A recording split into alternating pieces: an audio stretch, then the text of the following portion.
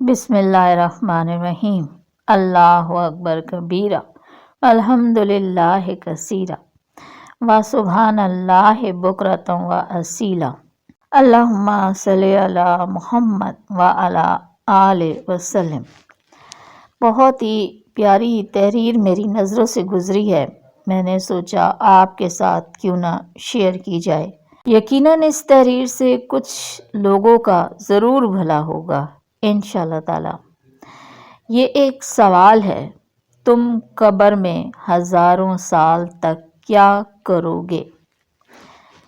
یہ سوال ہم سب انسانوں کا ہے، ہم سب مسلمانوں کے لیے ہے، اور اس سوال کا جواب ڈاکٹر مصطفیٰ محمود لکھتے ہیں۔ یہ ایک رائٹر ہیں، تو میں جیسے ہی انہوں نے لکھا ہے ویسے ہی آپ کے ساتھ شیئر کرتی ہوں۔ مجھے یہ تحریر پیاری لگی اور میں چاہتی ہوں کہ آپ بھی سوچیں، آپ کے پاس کوئی جواب ہے کہ قبر میں ہزاروں سال تک ہم کیا کریں گے؟ میں تمہیں ایک طریقہ بتاتا ہوں جو میرے ساتھ بہت کارآمد ثابت ہوا اور جس سے میں اپنے اللہ سے تعلق پر زیادہ توجہ مرکوز کرنے لگا ہوں۔ قبر خوفناک ہے، ظاہر ہے کہ نیک لوگوں کے علاوہ۔ میں نے اس کے بارے میں سوچا اور اب میری عمر 54 سال ہے اور میں اس دنیا سے اور اس کی چیزوں سے تنگ آ چکا ہوں۔ اچھا، تو جب میں قبر میں جا کر اکیلا رہوں گا سینکڑوں ہزاروں سال تک، تو میں کیا کروں گا؟ کیا تم نے کبھی اس کا تصور کیا ہے؟ اس لیے میں نے مندرجہ ذیل طریقے پر عمل کرنا شروع کیا ہے۔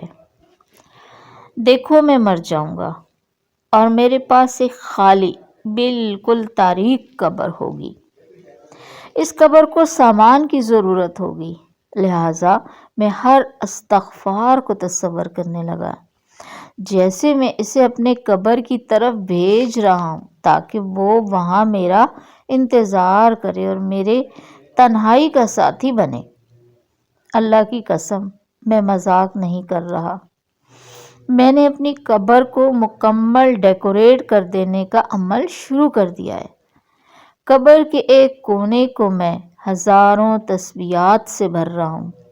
یہاں میرے سر کے قریب قرآن ہوگا جسے میں روز پڑھتا تھا تو آرام دہ بستر کا سبب بنے گا۔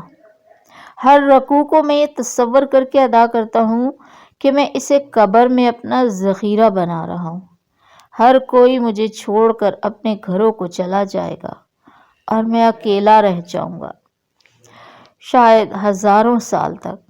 میرے بچے چند سالوں میں مجھے بھول چکے ہوں گے، لہٰذا مجھے قبر میں ساتھیوں، روشنیوں اور جنت جیسے مناظر کی ضرورت ہوگی۔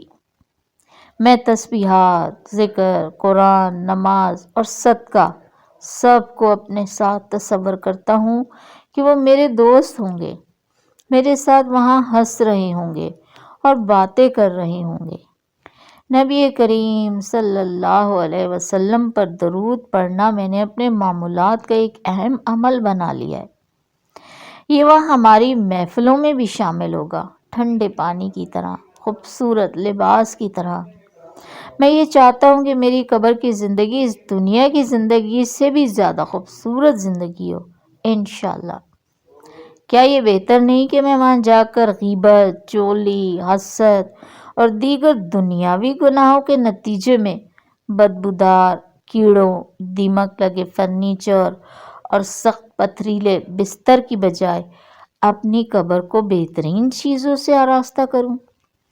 میں نے دنیا میں اپنا گھر بنانے کے لیے ساری زندگی جان توڑ محنت کی، لیکن یہ گھر تو میرے ورثاء کا ہو جائے گا۔ اصل میں تو میری ساری محنت اپنے لیے ہی ہوئی نہیں، سارے فائدے تو اور لوگ اٹھائیں گے۔